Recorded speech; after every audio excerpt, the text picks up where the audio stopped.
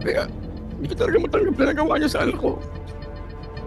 Yung isa naman, hindi ko naman siya kilala eh.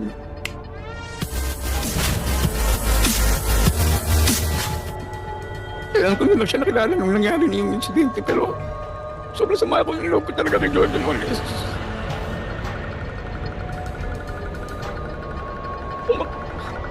Makita niyo na po yung anak ko talaga.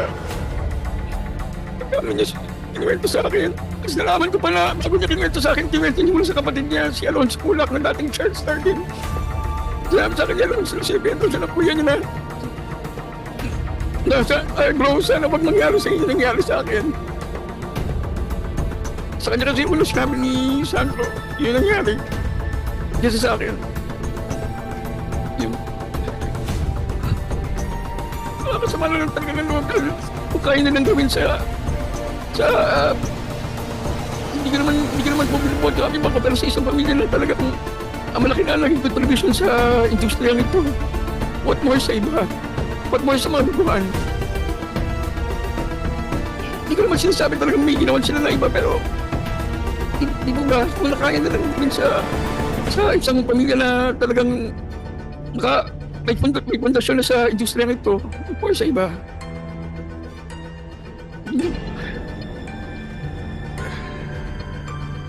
Kasi ngayon, binabaliktad pa nila yung sitwasyon.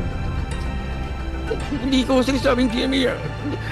Binabaliktad nila Jojo at ni Richard yung nangyari sa mga comments nila, sa mga press nila. Yun lang, nakakasama na loob na sino pa yung may sala.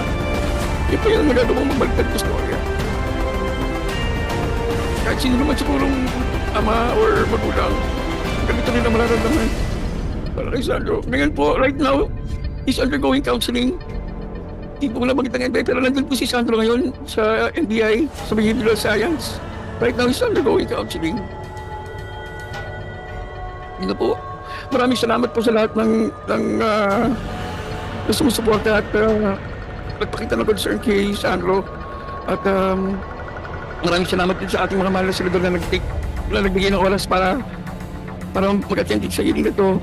Sa lahat ng mga concern. Salamat po. Yun na po. Suspend muna tayo ng 1 minute po. Magandang hapon po sa inyo lahat. Magandang tanghali po pala sa inyo lahat. Ako po si Angelo Jose Rocha Mulak, o mas kilala sa pangalang Nino Mulak. I have been in this industry for 50 years now. Ako po ay 52 years old, pero nagsimula po ako nung ako po ay 2 and a half. Kaya halos buong buhay ko po ay inilaan ko na sa industriyang ito. At hindi naman po siguro lingid sa kaalaman ng karamihan. Ang pamilya ko po ay talagang dito rin umiikot ang mundo sa industriyang ito, no? Ang aking ama ay si Alexander Mulak, na isang producer.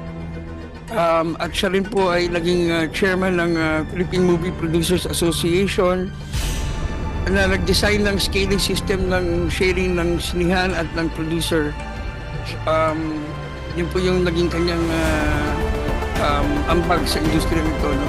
Ang aking nanay ay isang artista rin. At si Amalia Fuentes po ay siguro po ay kinilalang Queen of Philippine Movies.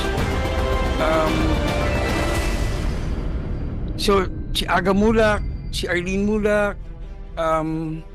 Almira Mulak, si Alonzo Mulak, si Atasha, si Andres. Talagang dito umiikot yung mundo ng mga Mulak.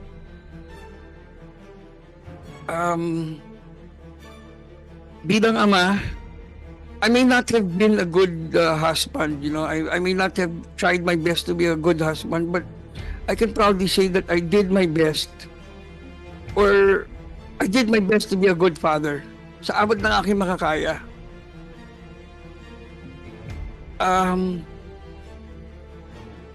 Yung mga anak namin, tinuruan namin maging magalang, maging marespeto.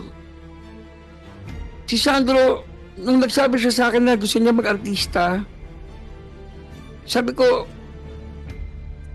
sige, pero hindi kita tutulungan.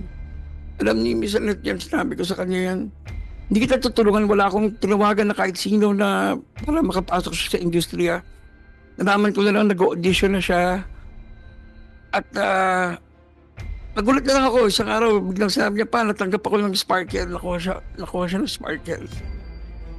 So, proud naman ako na pinagdaanan niya yung ganon. Na alam ko, katulad ng ating mahal na Senador Robin Padilla, dumaan din sa ganyang, sa pagiging stuntman, di ba? Kahit na may kotse siya, pagka may taping siya, sumasabay siya sa service, para walang special treatment. Ganon kababa yung loob ni Sandro. Very meek, very tahimik. At saka sobrang mahal niya talaga yung trabaho niya. Kaya talaga ako nasaktan nung kinuwento niya sa akin yung nangyari. Kasi para makita mo yung anak mo na nanginginig at hindi niya halos mahawakan yung telepono niya. Nung kinakwento niya sa akin, yung ginawa sa kanya, lalo na si Jojo Nones po, katrabaho namin lisensya, walang matigas na pulis sa madaling na misis. Siya po yung head writer namin at sobrang galang ko sa kanya, sobrang respeto ko sa kanya. Pag kami, mga events kami, ako pa yung unang lumalapit sa kanya. At Sir Jojo pa nga ang tawag ko sa kanya, di ba? Sir, alam mo naman yan.